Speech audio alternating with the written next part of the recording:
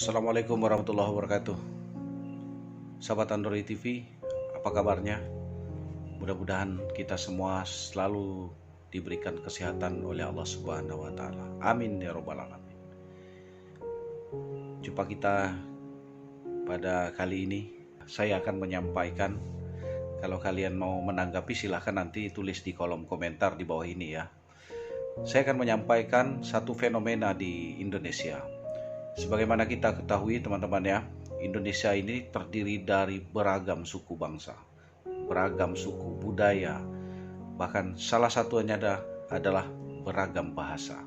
Setiap provinsi di Indonesia ini memiliki satu bahasa daerah masing-masing yang tentunya berbeda, kalaupun ada mungkin agak mirip-mirip sedikit.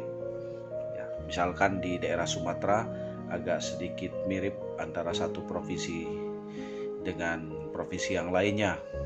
Nah, selain dari itu, dalam satu provinsi pun terkadang memiliki bahasa lebih dari satu, teman-teman semuanya. Ada yang dua, contohnya di Provinsi Lampung itu ada dua bahasa, ada dua dialek, yaitu dialek Nyau dan dialek Api. Saya juga, karena saya putra kelahiran Lampung. Kemudian contohnya juga di Bengkulu itu banyak sekali bahasa daerah, seperti halnya kalau di wilayah Bengkulu bagian selatan, mulai dari Kabupaten Kaur ada bahasa Kaur. Di Kaur sendiri ada beberapa macam bahasa juga, bahasa Kaur dan bahasa Padangguci. Itu wilayahnya satu kabupaten malah terdiri dari beberapa bahasa. Ada juga bahasa di Kaur juga ada bahasa Nasal. Nasal itu di dalam satu kabupaten, di dalam satu wilayah kecamatan Nasal ada dua bahasa. Kemudian ke sebelah sininya ada bahasa Mana ya. Kemudian ke sininya lagi ada bahasa Seluma atau bahasa Serawai, terdiri dari suku Serawai maksudnya, bahasa Talo. Kemudian kesininya lagi ada bahasa Kota Bengkulu yang memiliki bahasa tersendiri, dan seluruh kabupaten yang ada di Provinsi Bengkulu memiliki bahasa yang berbeda-beda. Dalam satu kabupaten malah lebih dari satu bahasa. Nah, kemudian ada suku Rejang, bahasa Rejang.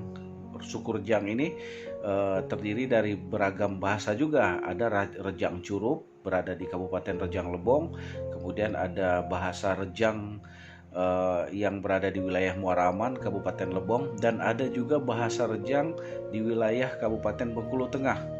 Nah, di Kabupaten Bengkulu Tengah juga terdiri dari dua bahasa, itu bahasa Rejang Utara ya istilahnya, kemudian ada juga bahasa Lembak.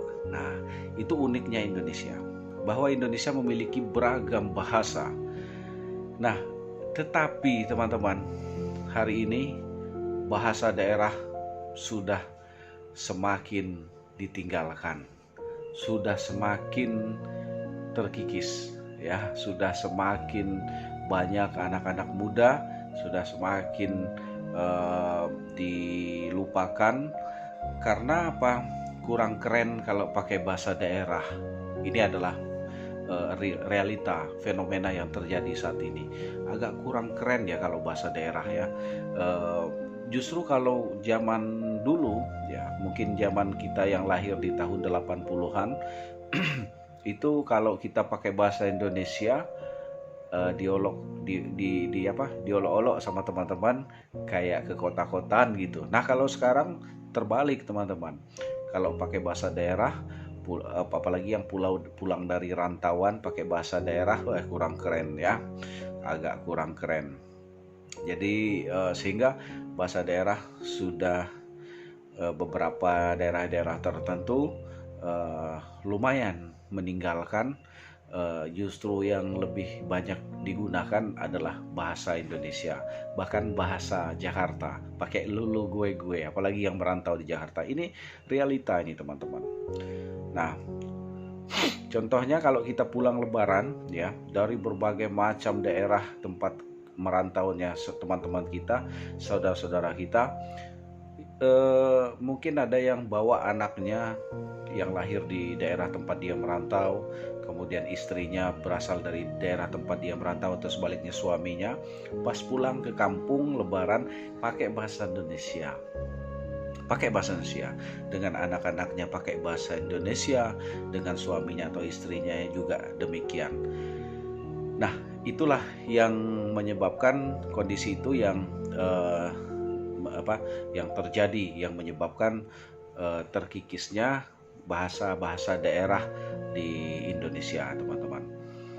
Oke, jadi pewaris dari bahasa daerah ini seakan-akan terputus ya, terputus seakan-akan karena anak-anak dan istri kita atau suami, misalkan suami itu sudah tidak dibiasakan lagi untuk menggunakan bahasa daerah. Ya, salah satu contohnya saya ini, kalau prinsip saya dan pribadi dan juga alhamdulillah istri saya, bahwa bahasa daerah tidak boleh ditinggalkan, tidak boleh dilupakan antara keluarga internal keluarga saya. Karena saya, teman-teman, saya berasal dari suku Lampung, merantau di Bengkulu. Kemudian istri saya adalah orang Bengkulu yang menetap di Bengkulu, kami menetap di Bengkulu. Tetapi kami tidak ingin meninggalkan bahasa dari masing-masing kami. Ya, istri saya yang orang Bengkulu, kalau pakai bahasa Lampung, bahasa Krui, itu jago benar, teman-teman. Itu orang-orang di kampung saya mengira bahwa istri saya itu adalah orang Krui. Nah, saking udah jagonya menggunakan bahasa Lampung.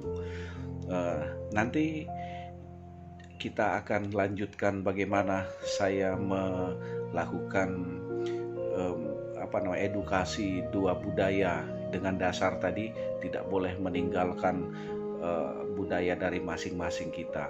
Tetapi juga saya tidak ego, teman-teman. Saya juga tidak egois, ya. Harus menuntut istri saya menggunakan bahasa Lampung yang pintar, yang baik dan benar. Jadi gini, istri saya itu memahami 3 bahasa. Jadi bahasa Lampung, bahasa Lebong, bahasa Rejang dan bahasa Bengkulu ya. Bahasa Seluma ya. Jadi 3 bahasa itu yang dikuasainya. Nah, saya tidak egois ya, karena saya dari Lampung dan saya beristrikan orang Bengkulu dari suku Serawai. Saya juga paham dengan bahasa Serawai.